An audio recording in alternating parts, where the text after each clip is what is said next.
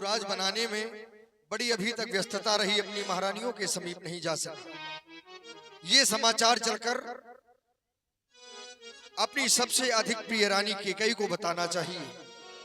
जब ये समाचार मैं जाकर स्वयं बताऊंगा, भैया इसको बढ़ाओ, क्या होगा? हेलो,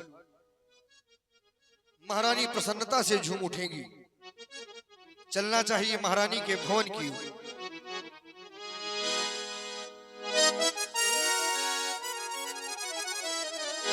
हेलो, के समीप आ गया, लेकिन नहीं तो महारानी दिखाई दे रही है, नहीं तो कोई दासी। दासी, ओ दासी। हाँ महाराज।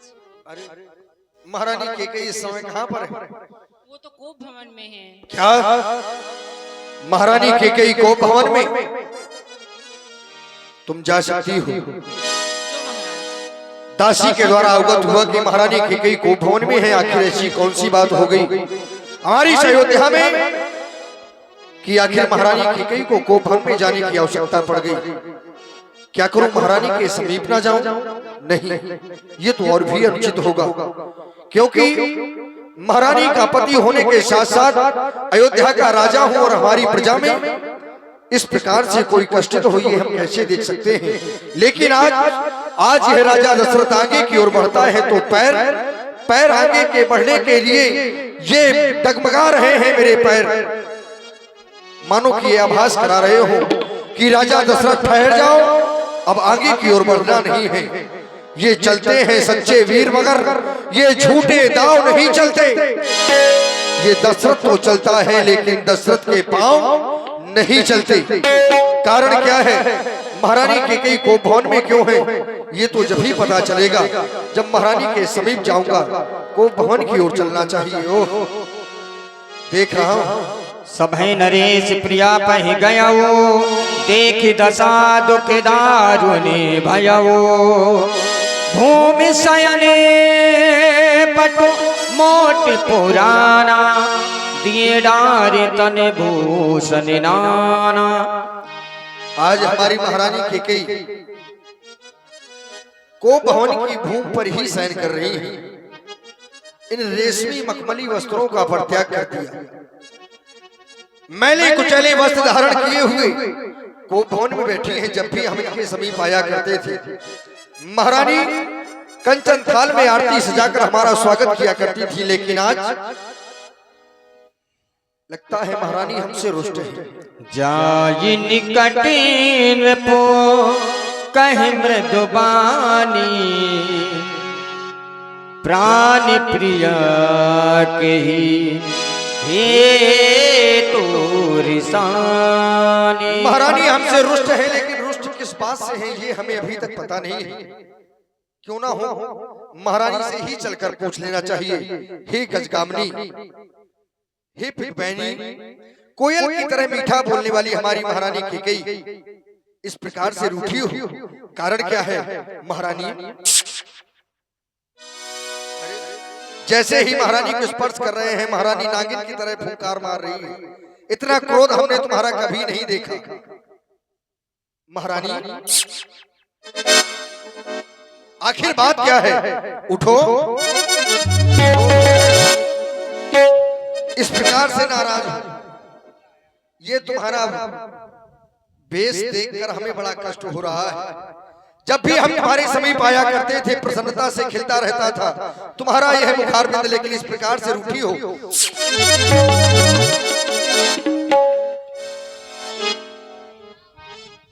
क्रोध आज अधिक है, कारण कुछ पता नहीं है। आप मुझसे कुछ बोल नहीं रही, क्या तुम्हें किसी ने कुछ कह दिया है? महारानी,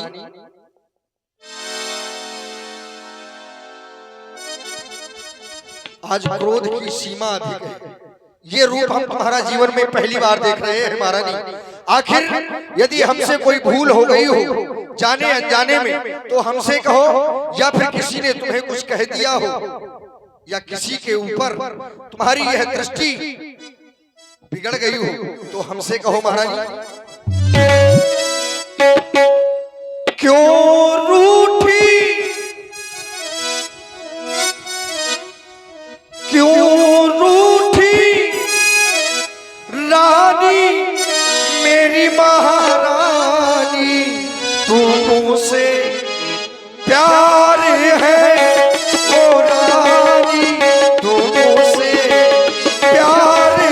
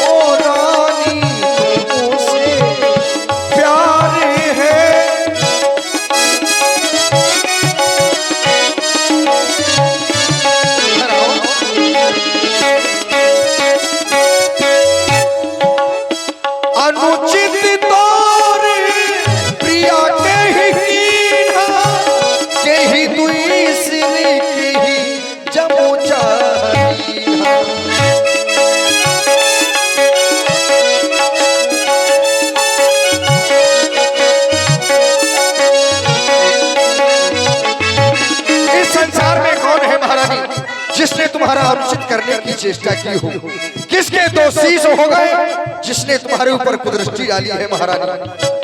अनुचित तौर प्रिया के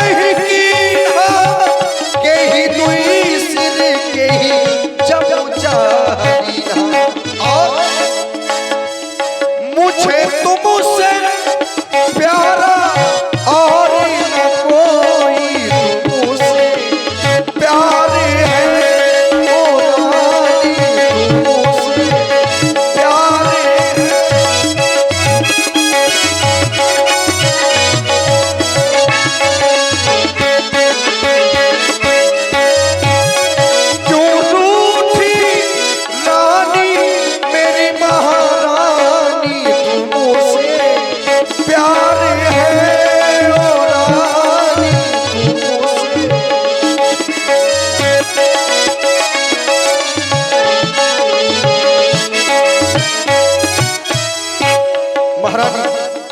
आप क्यों रूठी हैं? आप हमसे अपने क्रोध का कारण कहो। रानी रानी क्यों रूठी हो, ये ढंगी बेढंगा आज क्यों है, ये बेपत्ती फूल से मुखड़े का हो रहा मलिन रंग क्यों है।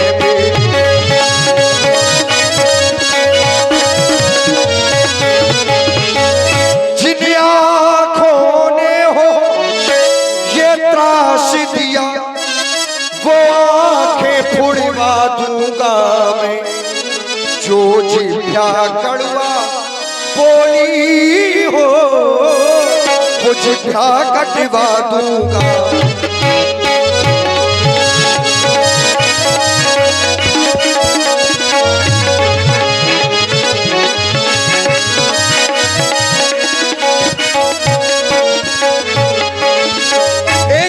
समाचार हम तो तुम्हें सुनाने के लिए आए थे महारानी। क्यों गोपी भवन में बैठी हो, क्यों?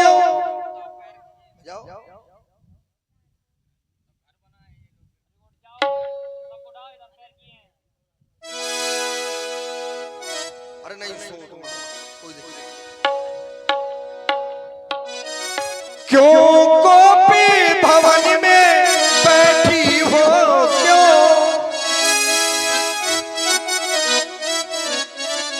क्यों भारी तुमको पल पल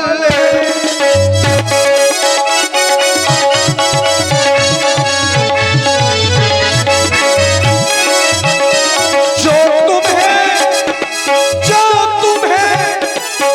तुम्हें प्राण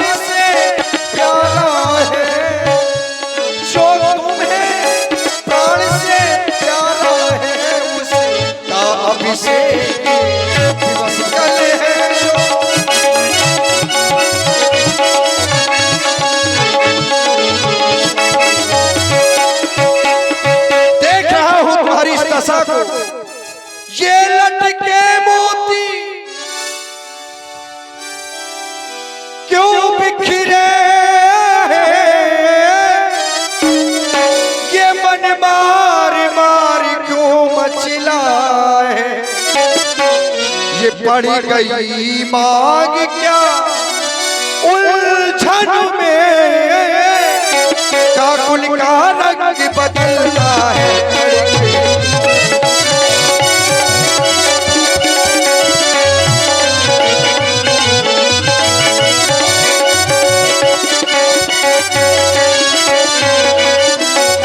इसलिए महारानी ये अपना भेष इसे छोड़ दो, क्योंकि तुम तो सदैव फूलों की तरह मुस्कुराने वाली थी। यदि हमसे कोई अपराध हो गया है, हमसे कुछ चाहती हो, तो महारानी ऐसे नहीं, आप हमसे प्रसन्नता पूर्वक मांग सकती हैं।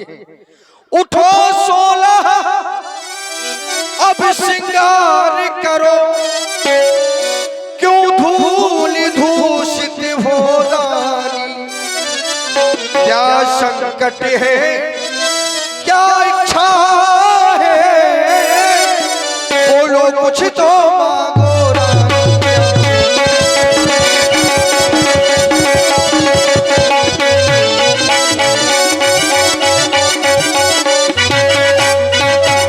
महाराज क्या चाहती हो? चले जाओ मेरे पास से, मैं तुम्हारी कोई नहीं हूँ। चले जाओ उसी साथ के पास, किसके? उस कौशल्या के पास। क्या कह रही हो? मेरे पास क्यों चले आए महाराज? मैं सत्य कह रही हूँ, झूठ थोड़ी ना कहूंगी। हाँ चले जाओ महाराज, मैं तुम्हारी कोई नहीं हूँ, मेरे पास से चले जाओ। अरे कहाँ चले जाएंगे? आप हमारी अर्धांगिनी हैं, हमारी पत्नी हैं। मैं तुम्हारी कोई नहीं हूँ। कोई नहीं हो। ना, चले जाओ उसी के पास। जब तुम हमारी कोई नहीं हो तो अयोध्या में क्या कर रही हो? क्या जब कोई नहीं हो तो अयोध्या में क्या कर रही हो? महाराज सुनो, मैं सब कुछ हूँ, लेकिन अभी कुछ नहीं हूँ तुम्हारी मैं। चले जाओ मेरे पास से। अरे नहीं, ऐसे नहीं। और पिया वो पिया तुम हमारे पिया, ऐसे कहो। और पिया वो पिया तुम हमारे पिया, और हमारे पिया, और हट जाओ और चले जाओ, ना छेड़ो हमारे पिया, चले जाओ।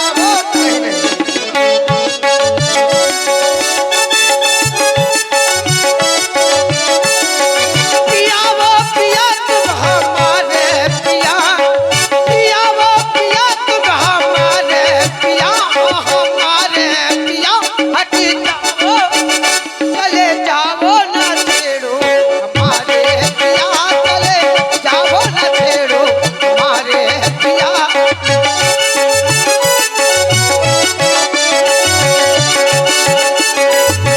महारानी कह रही हो हमें छेड़ो नहीं।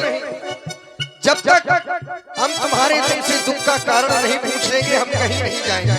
आप अपने दुख का कारण हमसे कहो, क्यों उठी हो? ओ पिया वो पिया तुम हमारे पिया, ओ पिया वो पिया तुम हमारे पिया, चले जाओ ना छेड़ो हमारे पिया, चले जाओ।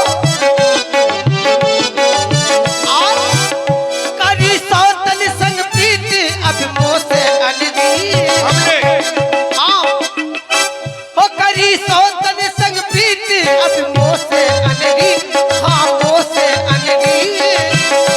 ना नाहक में हमको भुला भुला दिया,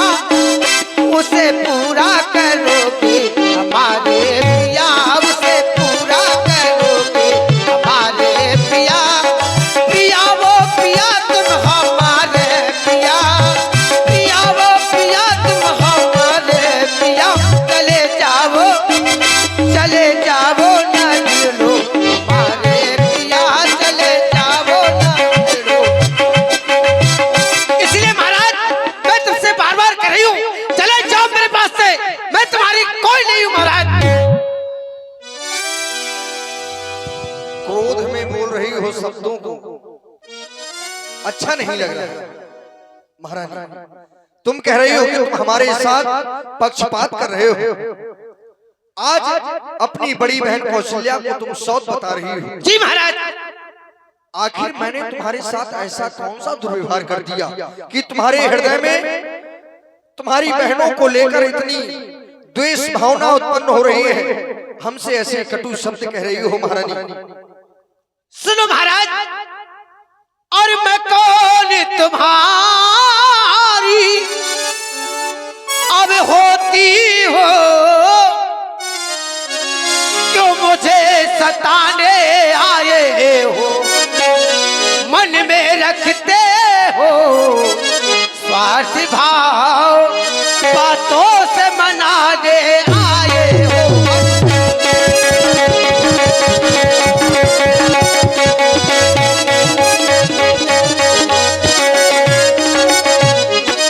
और इस जग में कौन हुआ किसका,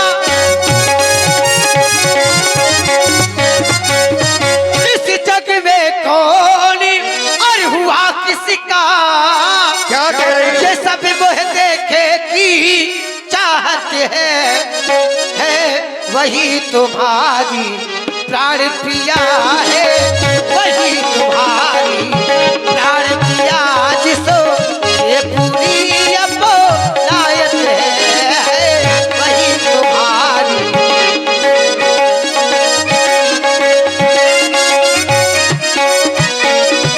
तुम कहते हो माँ को रानी, तुम कहते हो माँ को रानी, और वो जान मांग पर मिलती है, वो जान मांग पर मिलती है, फिर मांगे मोती मिलते हैं, बिनु मांगे मोती मिलते हैं, मांगे से भी गिला मिलती है, बिनु मांगे मोती मिलते हैं, मांगे से भी गिला मिलती है।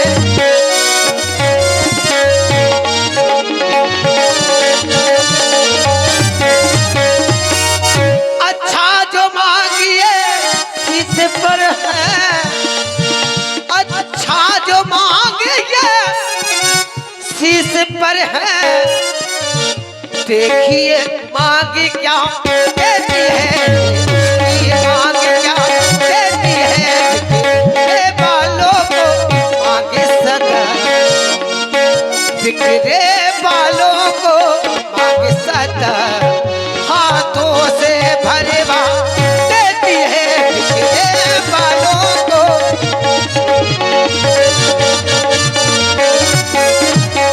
मांग मांग तुम कभू पिए, कबहू देहु न लेऊ, देन कहे वरदान दुई, देन कहे वरदान दुई, ते पावाओ संदेह। ऐसा नहीं है महारानी, कह रही हो देन कहे वरदान दुई त्यू पावक संदेह। अरे हम तुमसे सदैव कहते रहे हैं कि मांगो मांगो, आपने मांगे नहीं जो हमने दिए नहीं, फिर इसमें क्रोध का कारण क्या है? यदि हमारी वस्तु कोई लिए है और हमसे कहे कि भैया अपनी वस्तु ले लो और हम ना ले और बिना मतलब में क्रोध करें, ये बात केवल तुम्हारी वैसी ही है। हमने आपसे कहा, आपने लिया नहीं। अच्छा, दो वरदानों की बात है, फिर तुम तो हमारे महाराज, हम तुम्हारे महाराज हैं, तुम्हारे पति हैं, हमारे स्वभाव से भी परिचित हो। थाथी राख न मांगिस काऊ, बिसर गयो वही घोर स्वभाव, मेरा भोला स्वभाव है, तुम तो जानती हो महारानी। मुझे भूल गया, विस्मित्र हो गया, तो इसमें इस प्रकार से कोप भवन में आने की, ये वेशभूषा बनाने की आवश्यकता क्या थी? आप सहज में ही हमसे मांग लेते। आप कह रही हैं देन कहे वरदान दुई तेऊ पावक संदेह, तो रघुवंशियों पर संदेह करना, सूरवंश की बहू होकर ये तुम्हें शोभा नहीं देता, क्योंकि तुम जानती नहीं हो कि महारानी, वो बरसे तो वती बरसे ना बूंद, ये धोखा बस मेघों में है, जो कहा कहा सो दिया दिया, बस एक बात मर्दों में है। क्या तुम नहीं जानती? आप हमारे जीवन पर दोष लगा रही हैं कि आप कौशल्या को अधिक चाहते हैं, सुमित्रा को अधिक चाहते हैं, हमें नहीं चाहते। ऐसा नहीं है, दुई के चार मांग बर ले पर झूठई हमें दोष जन देहु। यदि बात केवल वरदानों की है तो आप दो नहीं, दो के बदले चार मांग लो, लेकिन ये जो दोष लगा रही हैं आप हम पर, ये सर्वथा अनुचित है, इसलिए ये दोष न लगाओ महारानी। फिर क्रोध में व्यक्ति न जाने क्या क्या बोल जाता है, शब्दों पर नियंत्रण नहीं रहता।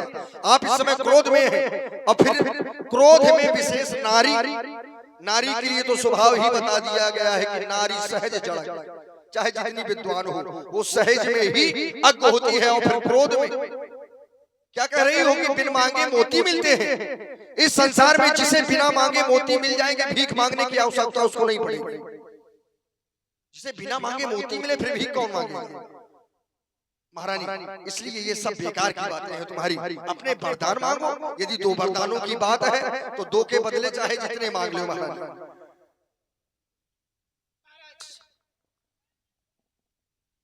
तुम तो मेरे स्वामी हो, तुम तो मेरे स्वामी हो, मेरा मन रखने वाले हो, मेरा मन रखने वाले हो, रघुवंशी हो, सत्यवादी हो, प्रण पालन करने वाले हो। राजेंद्र धर्म है पुरुषों का, राजेंद्र धर्म है पुरुषों का, जो कहते हैं सो करते हैं, वो प्राण वीर कहलाते हैं जब प्रजा पर अपनी मरते हैं। चाहे हो जाए मित्र शत्रु, चाहे हो जाए मित्र शत्रु, चाहे ये संसार पलट जाए, सिर कट जाए तो कट जाए पर वचन नहीं। हेलो, हाँ ध्यान देना। इसी प्रस्तुति पर हमारे श्री आदरणीय भैया राजेश कुमार जी द्विवेदी, ग्राम बिहुनी कला उर्फ ददरी, जिला जालौन, उनकी तरफ से 11 रुपए आ रहे हैं। हम राजेश कुमार जी के बहुत बहुत आभारी है, धन्यवाद, साधुवाद। महारानी मांगना चाहिए तो ऐसे वैसे से मत मांगो, ऐसे वैसे से मत मांगो, मांगो उससे जो पूरा हो, जो सदा बात का सच्चा हो, जो सदा मांग का प्रेमी हो। हम तो वो हैं, क्या आप हमें नहीं जानती कि रघुकुल रीत सदा चली आई, प्राण जाए पर वचन न जाई। हम वही रघुवंशी हैं कि अपने बचनों के लिए प्राण दे देते हैं, लेकिन वचन नहीं। महाराज तुम तो मेरे स्वामी हो, महाराज मैं तुमसे बार बार कह रही हूँ, कुछ क्रोध नहीं, अपमान नहीं, कुछ क्रोध नहीं, अपमान नहीं। न मैं क्रोध कर रही हूँ, न मैं आपका अपमान कर रही हूँ। कुछ क्रोध नहीं, अपमान नहीं करती हूँ मैं, उपवास नहीं, मैं उपवास भी नहीं कर रही महाराज, करती हूँ मैं उपवास नहीं। सच तो ये है राजा जी, सच तो ये है स्वामी जी, मुझे तुम पर विश्वास। यदि विश्वास नहीं है तो फिर ये अपमान ही है। महाराज चिकनी चुपड़ी बातें कहकर आप मुझे क्या समझ रहे हैं कि मैं तुम्हारी चिकनी चुपड़ी बातों में आ जाऊंगी? चिकनी चुपड़ी बातें कहकर मुझ अबला को मत बहकाओ, मैं बहकने वाली नहीं, मुझ अबला को मत बहकाओ। सच्चे हो यदि रघुवंशी, सच्चे हो यदि रघुवंशी, तो सौगंध राम की आ जाओ। क्या कह रही हो महारानी, तुम्हारी मति मारी गई है। कह रही हो क्रोध नहीं, अपमान नहीं। अच्छा क्रोध ऐसा नहीं होता तो फिर कैसा होता? ये क्रोध ही है तुम्हारा। और रही बात अपमान की, तो अब इससे ज्यादा अपमान तुम कर भी नहीं सकते। एक पत्नी को अपने पति पर विश्वास नहीं, इससे ज्यादा अपमान क्या हो सकता है कोई दूसरा अपमान?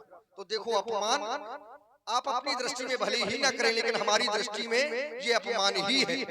जब से हम तुम्हारे पास आए हैं ना, आपने पानी को पूछा ना बैठने को कहा, ये क्या है? ये सब अपमान है। महारानी कह रही हो राम की सौगंध खा जाए। आपको हम पर पुरुषों पर विश्वास नहीं है? बिल्कुल नहीं। पुरुषों पर विश्वास नहीं है? तुम पर विश्वास नहीं है? नहीं तो हम पर क्यों विश्वास नहीं? बिल्कुल नहीं। क्यों नहीं है? बिल्कुल विश्वास नहीं है। क्यों नहीं है? जब तक आप अपने बेटा राम की सौगंध नहीं खाएंगे तब तक मुझे तुम पर विश्वास नहीं होगा। इसके पहले विश्वास था? तो विश्वास कब टूट गया?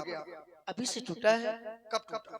वो तो तुम्हें खुद मालूम हो कब टूटा हमें है। क्या मालूम भाई? यदि किसी ने हमारे वंश में आज तक किसी ने ऐसा किया हो कि किसी को कहकर ना दिया हो, अपने बात से मुकर गए हो, हमारे वंश में, या फिर हमने अपने जीवन में किसी के साथ ऐसा किया हो कि कहकर ना किया हो, कहकर ना दिया हो, तब तो विश्वास टूटना उचित है। और यदि ऐसा नहीं किया तो विश्वास नहीं टूटना चाहिए।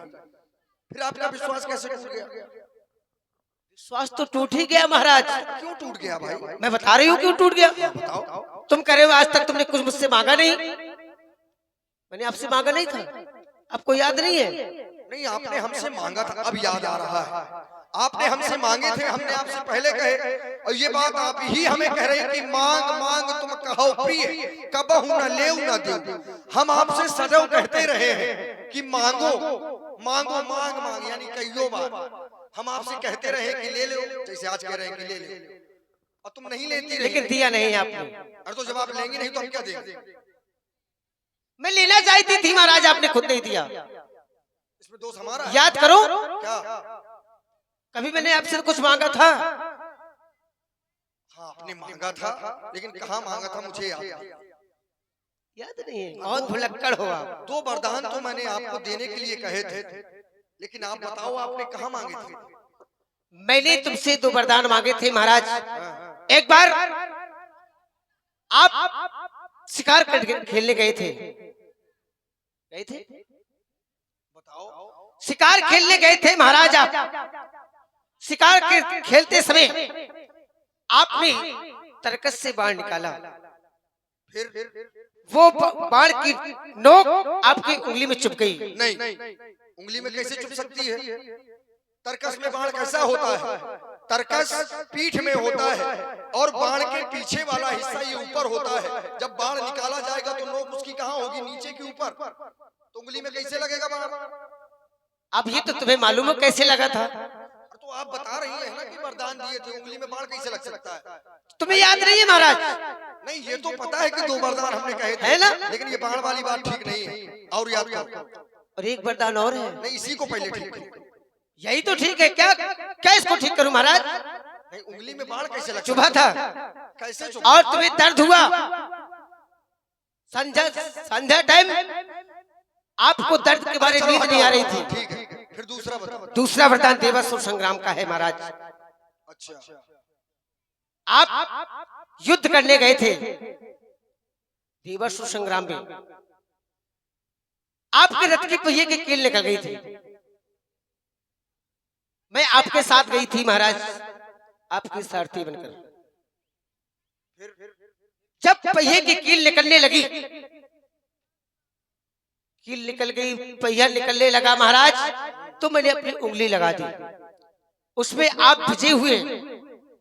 तब आपने मुझसे कहा था मांग लो राजा। विजय हुए तब तो जिंदा है, यदि हार जाते तो मारे जाते। ये बात तो आपकी ठीक है, लेकिन देखो इसमें भी संशय है। ये उंगली काहे की है? मांस की, इसमें हड्डी और मांस है। जब लोहे की कील टूट सकती है तो आपकी उंगली नहीं टूटी उसमें, और फिर आप कब तक लगा के पीछे पीछे घूमती रही? ये भी सोचने वाली बात है। रथ चलता रहा, आप उंगली लगाए पीछे पीछे दौड़ती रही। उसमें तो आप साथ में थी। जरा ठीक ठीक याद करिए। जी महाराज। क्या जी महाराज? मतलब लोहे की कील टूट गई और आपकी उंगली नहीं टूटी? वो नहीं टूटती। क्यों नहीं टूटती? मेरा इतना खुद वज्र का है महाराज। ये कैसे हो गया आपका वज्र का? ये मुझे श्राप है। श्राप है कि वरदान है? ये मुझे वरदान दिया गया था ऋषियों के द्वारा। कौन से ऋषि के द्वारा? सप्त ऋषि के द्वारा। ना भाई, क्यों? अपने मन की बात ना बताओ। क्यों? हमने मान लिया कि तुम्हारे 2 वरदान थे। मांगे, अब मांगे, मान लिए ना? माने? अब माने ले रहे हो? तुम कह रही हो क्रोध में हो। अरे ऐसे नहीं, मानना पड़ेगा महाराज। ऋषि दुर्वासा इनके पिता के यहाँ पहुंचे। इनके पिता ने निवेदन किया कि महाराज आप यहाँ पर रुकिए। बोले हम एक ही शर्त में रुकेंगे, जब भी हमें क्षुधा सताए, भूख लगे तो हमें गर्म भोजन ही चाहिए, और वो भी तत्काल, हम प्रतीक्षा नहीं करेंगे। ये महारानी हमारी बहुत बुद्धिमान थी। महारानी ने सोचा कि ऋषि दुर्वासा क्रोधी हैं, और यदि हमने इन्हें गर्म भोजन नहीं कराया तो ये क्रोधित होकर श्राप दे देंगे। अब किया क्या जाए? तो महारानी ने खीर रख दी। खीर को आंच में रख दिया क्योंकि वो सदैव गर्म बनी रहेगी। और जब ये देखा, अचानक मांग लिया भोजन की, हमको लाओ। अब ऋषि तो ऋषि, महारानी ने जल्दबाजी के चक्कर में, खीर निकालने के चक्कर में वो खीर इनके हाथ में पड़ गई। तो बाएं हाथ से महारानी खीर लेकर दुर्वासा ऋषि के पास पहुंची अब दुर्वासा ऋषि के पास में कोई खीर लेके जाए, भोजन लेके, वो भी बाएं हाथ से, ये समस्या का विषय है। एक तो ऋषि दुर्वासा तो पूछा कि आप बाएं हाथ से दे रही हो, आपको भोजन करवाने का ज्ञान नहीं है। तो इनके द्वारा बताया गया कि थोड़ा सा हमारा हाथ जल गया है। ऋषि प्रसन्न हो गए कि आपने सेवा भाव में हमारी सेवा के लिए अपने इस हाथ को जला लिया। जाओ, हम तुम्हें वरदान देते हैं कि आज से तुम्हारा ये हाथ वज्र का है। इसी कारण से आपकी वह उंगली महारानी टूटी नहीं, कटी नहीं, नहीं तो चाहे जहां लगा दो फट जाए उंगली। अब आप कहना क्या चाहते हैं महाराज? ठीक ठीक बताया करो, हमें तो याद नहीं रहता, लेकिन आप तो याद रखो कम से कम। आप इतने भुलक्कड़ हो कि तुम्हें कुछ याद देखो नहीं ऐसा रहता। है, बात राम की सौगंध खाने की है। जी महाराज। तो राम की सौगंध न खाएं आप, 4 वरदान मांग लो ना, 8 नहीं मांग सकती, 8 बिल्कुल नहीं मांग सकती। 16 ना, 32 मैं 1000 भी कहूँ तो नहीं मांगूंगी। और राम की सौगंध खा जाएंगे तो मांग लूंगी। अच्छा, राम की सौगंध खाने के बाद में यदि वरदान ना दिए तब? वैसे विश्वास आपको पहले भी नहीं है, बाद में भी नहीं है। वो मुझे फिर विश्वास हो जाएगा कि आप वो वरदान मुझे देंगे। मतलब हमारी बातों पर विश्वास नहीं है, सौगंध पर विश्वास है। बिल्कुल महाराज। ये झूठ बोलना तुम्ही ने यहाँ सिखाया है सबको। जबरदस्ती। हाँ भाई, आदमी की बातों पर विश्वास नहीं, बोले सौगंध खा जाओ।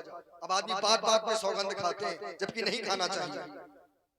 और फिर अपने ज्येष्ठ पुत्र की सौगंध, जिसको कल राजा बनाना है, शब्दों से प्रतिबंधित करवा रही हो, लेकिन तुम्हारा क्रोध अधिक है। इसलिए महारानी, ये पृथ्वी के आकाश के तारे पृथ्वी पर बगड़ जावे, ये पृथ्वी के जीव पहाड़ों में मगर जावे, ये परमात्मा गवाह है, अनुचित नहीं होगा। ये क्षत्रिय नरेश धर्म से विचलित नहीं होगा। साक्षी है आकाश, ये पृथ्वी, ये चमन है, मध्यस्थ मेरी बात का ये राजभवन है आज पहली मर्तबा उस पाक नाम की ले खाता हूँ तेरे सामने सौगंध में अपने राम की, सौगंध में अपने राम की, सौगंध में अपने राम की। अब महाराज मुझे विश्वास हो गया विश्वास, पूर्ण तरह से विश्वास हो गया महाराज कि वो वरदान मुझे अवश्य मिलेंगे। तुम्हें पहले भी मिल जाते, लेकिन तुम्हें विश्वास था नहीं। पहले ना मिलते हमारे महाराज। ही मन का हो जाए, बवाल तड़े, है ना? मांग लो, बिल्कुल मांगो। सुनो अब महाराज। काहे तुम भाग रही हो? जरा, अब तो हमने सौगंध भी खा ली, बिल्कुल। ऐसे वरदान दे देंगे तो? अब मांग लो। नहीं, ऐसे नहीं। कैसे? पहले अपने आप को ये सजाओ, ऐसे में बहुत बुरी लग रही है ना?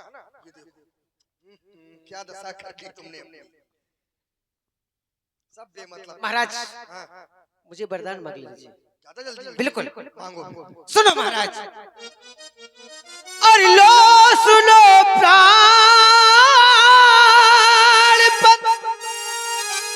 और ये प्राणनाथ बहुत हाथिया जो मांगती हो, मांगो। कौशल्या नंदन के बदले, कौशल्या नंदन के बदले निज सुत को राज मांगती हो।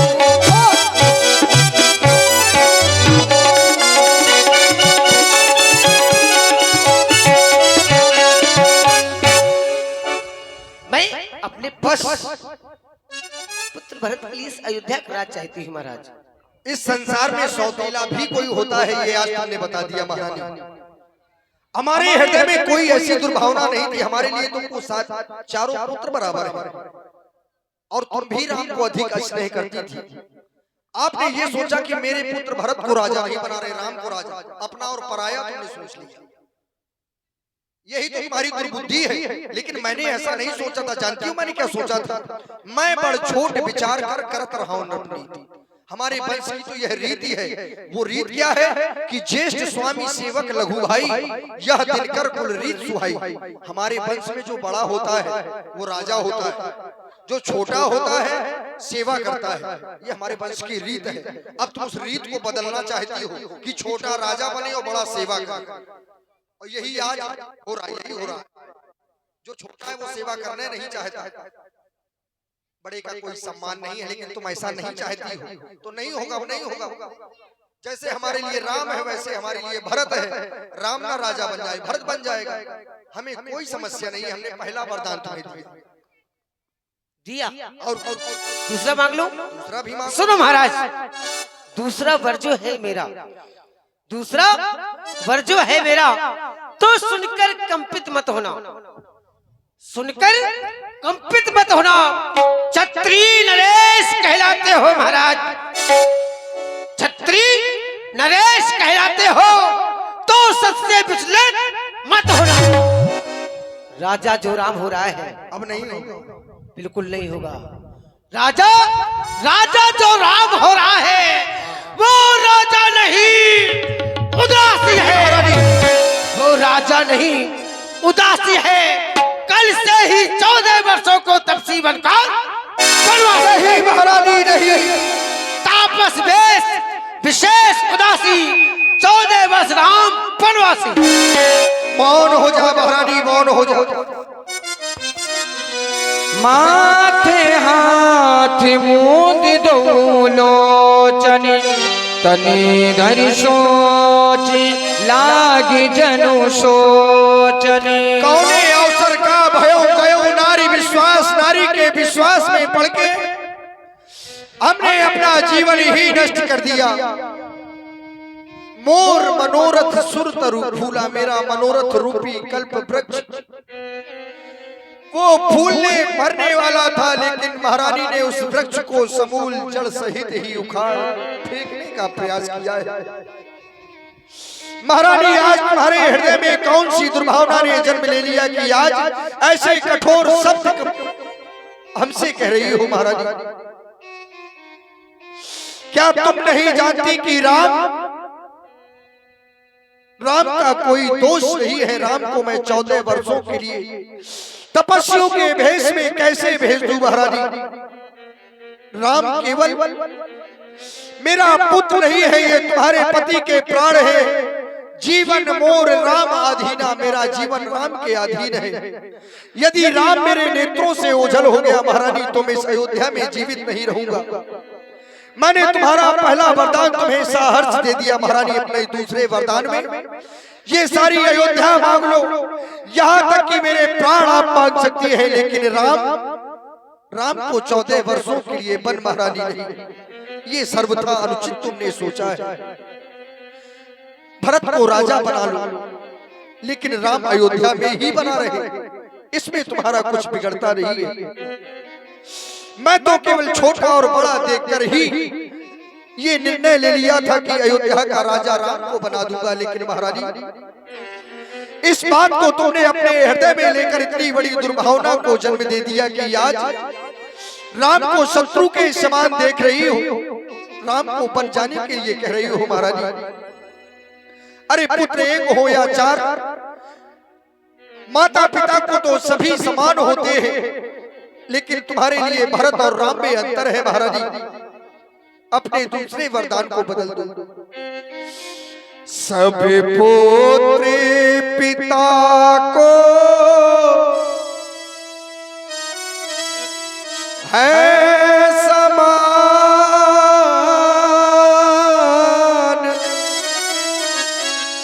तू भी यही बात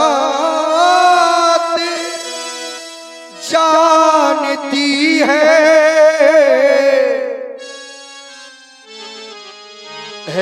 राम भरत मुझको वैसे ये त्रिभुवन नायक साक्षी है।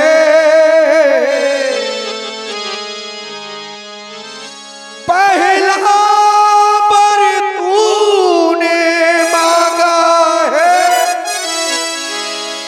वो हुआ नहीं है, भार मुझे मिल जाए राज भरत ही को, उत्साही सहित स्वीकार मुझे परिणाम बनों में बास करे वो भी इन 14 बरसों को। इसमें क्या तूने सोचा है मैं समझ न पाया भेदों को। ले ले तू राज भरत ही को। महारानी ले ले तू राज भरत ही को पर और क्रूर व्यवसाय न कर। है राम गौशा दया पात्र उस पर इतना अन्याय न कर। महाराज भरत की राउर पूत न होई आयु मोई विसाई की सोई। क्या आपका पुत्र भरत नहीं है? क्या आप मुझे मोल खरीद कर लाए थे? नहीं। आपने क्या सोचा कि महारानी क्या चने चमेले मांगेगी? तुम्हारे वंश में कितने बड़े बड़े राजा हुए। सत्यवादी थे निर्भरित चंद्र जिसने सत्य तजाता संकट में जिनकी सच्चाई का चिराग जगमगा रहा था मरघट में। दूसरे महाराज शिवी थे जो सोयस्तान का जो नहीं सोचते थे अपना, जो सोयस्तान का देते थे, जो सोयस्तान का देते थे महाराज। जब आकर इंद्र मांगता था वो हड्डी अपनी देते थे महाराज। तीसरे महाराज सिद्धि थे जो नहीं सोचते थे अपना, रक्षा में एक कबूतर को खुद मांस तौलते थे अपना। मैं तुमसे हरिश्चंद्र जैसा, मैं तुमसे हरिश्चंद्र जैसा मरघट का वास न मांग रही। मैं तुमसे शिवदत्त जैसा हड्डी या मांस न मांग रही। मैं मांग रही अपना कर्जा। मैं मांग रही अपना कर्जा जो देना तुमको वाजिब है।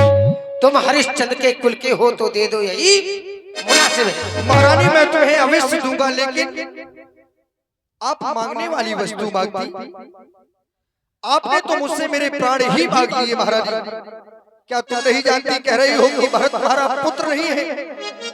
अरे महारानी इस बात की साक्ष्य देने के लिए तो मैं स्वयं सौगंध खा सकता हूँ कि महारानी राम भरत मोरी दो आखी शक्ति कहा सर शंकर साखी। मैं भगवान शंकर की सौगंध खा रहा हूँ।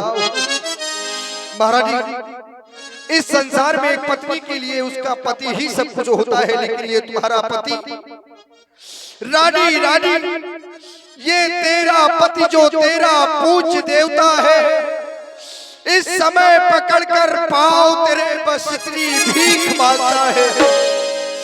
वो तपसी बनकर के दूर न हो मुझसे आनंद धाम मेरा। इन बूढ़ी आंखों के सन्मुख रह जाए बेटा राम मेरा। महारानी तुम्हारा वरदान भी तुम्हें मिल जाए और मेरा राम भी मेरे समीप बना रहे। कोई ऐसा उपाय मुझसे कहो। है महाराज, है उपाय है। आपका बेटा राम आपके समीप ही रहेगा, आपसे दूर नहीं जाएगा। शीघ्रता से वो उपाय मुझे कहो। महाराज 2 वर जो मैंने मांगे हैं, 2 वर जो मैंने मांगे हैं, मैं उनको बदल नहीं सकती। मैं उनको बदल नहीं सकती। पड़ गई रेख जो पत्थर पर, पड़ गई रेख जो पत्थर पर धोने से निकल नहीं सकती। यदि हृदय आपका दुखता है तो एक उपाय बताती हूँ। इन बूढ़ी आंखों के आगे वो रहे उपाय बताती हूँ महाराज। अवधेश बात घर पर ही है, अवधेश बात घर पर ही है। कुछ पंचों पर अपमान नहीं। अभी हमारे और तुम्हारे बीच की बात है, किसी पंचों पर तो जाकर कही नहीं। कुछ पंचों पर अपमान नहीं। तुम अपने मुख से ये कह दो केवल एक बार महाराज, तुम अपने मुख से ये कह दो कि मैं दूंगा पिछला बरसात। खामोश हो जा महारानी, खामोश हो जा। नीच बुद्ध वाली नारी ऊंचे से हमें गिराती है। ये सत्य हमारा जीवन है। से तू हमें डिगाती है।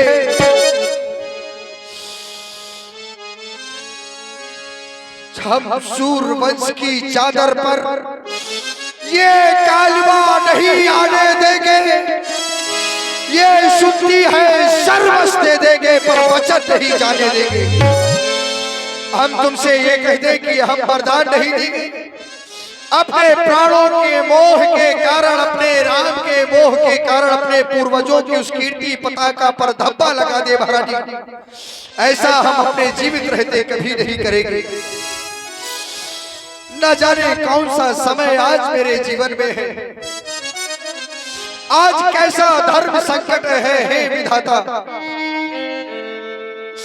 क्या उलझन है, वरदान न दे तो धर्म हमारा जाता है।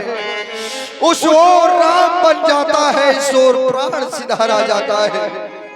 यदि राम मेरे नेत्रों से दूर हो गया महारानी तो मैं संसार में जीवित नहीं रहूंगा, और यदि मैं तुम्हें तुम्हारे वरदान नहीं देता तो हमारे वंश की जो आन है, उस आन की मर्यादा का उल्लंघन हो रहा है। अगर हाँ करूं तो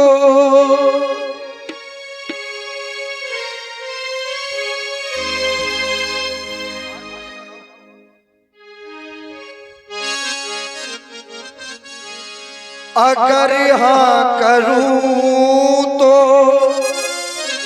जुदारा में हो, अगर ना करूं तो धर्म डगमगाए, उधर राम जाए मेरा, इधर प्राण जाए, उधर राम जाए मेरा, इधर प्राण जाए।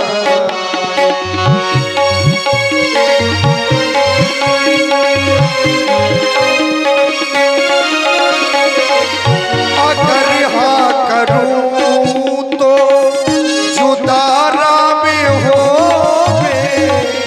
अगर ना करूं तो धर्म डगमगाए, उधर राम जाए मेरा, इधर प्राण जाए, उधर राम जाए मेरा, इधर प्राण जाए।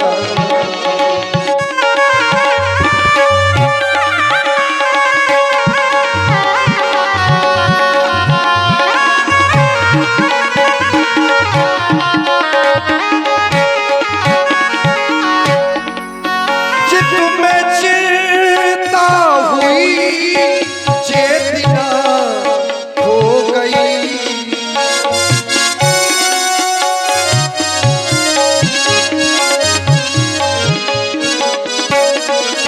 चित्त में चिंता हुई, चेतना हो गई, जो कली अध खिली रह गई, हवाओं से मिलकर दिए थे जलाए, हवाओं से मिलकर दिए थे जलाए, ये पैरन हवा ने, पैरन हवा ने आज बुझाए, उधर राम जाए मेरा, इधर प्राण जाए। अगर हाँ करूं तो जुदाना में हो, अगर ना करूं तो धर्म डगमगाए,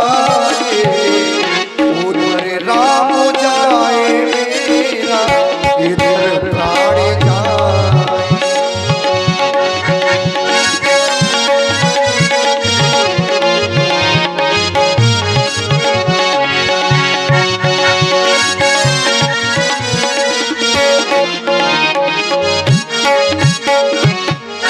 इसलिए महारानी मैं अभी भी तुमको बार बार समझा रहा हूं कि क्यों अपने हाथों ही तुम अपने पैरों में कुल्हाड़ी मार रही हो महारानी।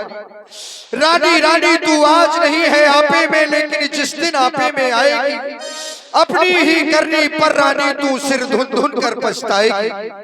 जब राम इस अयोध्या से चला जाएगा महारानी और ये अयोध्या एक शमशान की समान हो जाएगी, उस समय यही राजमहल वही राज सिंहासन तुम्हें एक शमशान की तरह दिखाई देगा।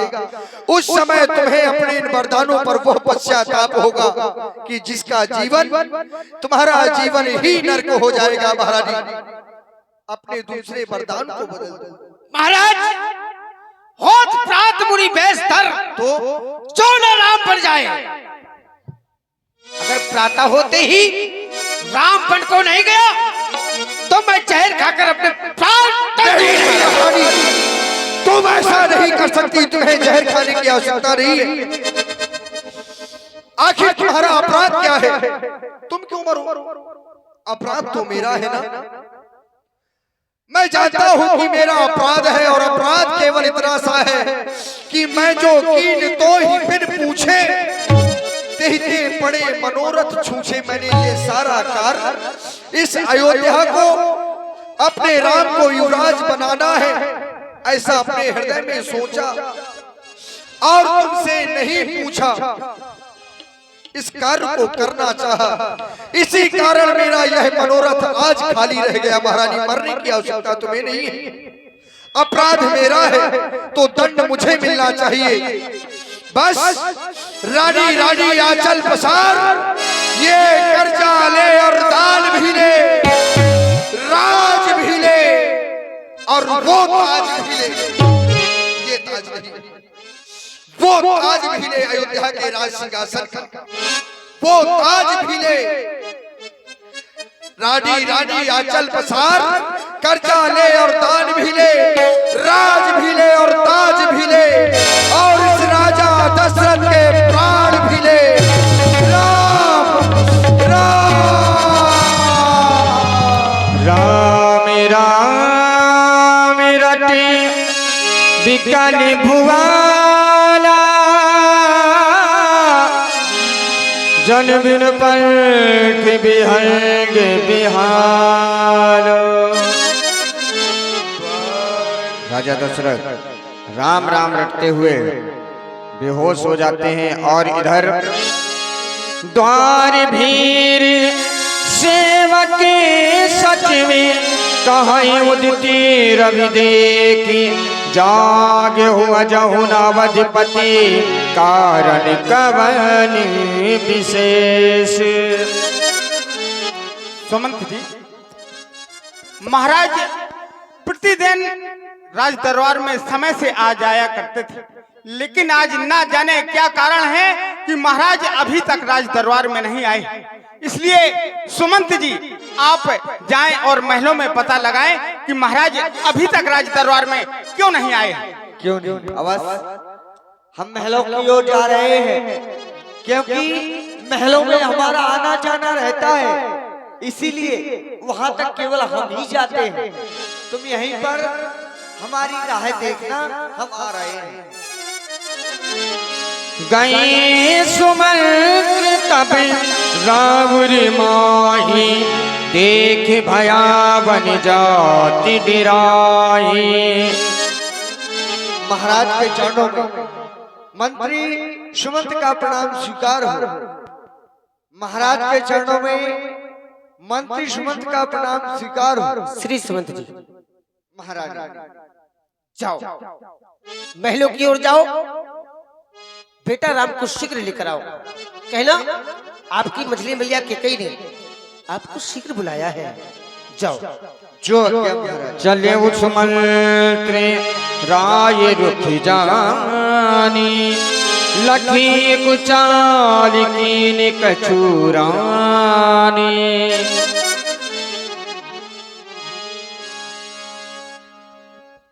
आज मैं बेटा राम की ओर जा रहा हूँ और ऐसा आदेश प्रदान हुआ है राम सुमन त्रही आवत देखा, राम सुमन त्रही आवत देखा।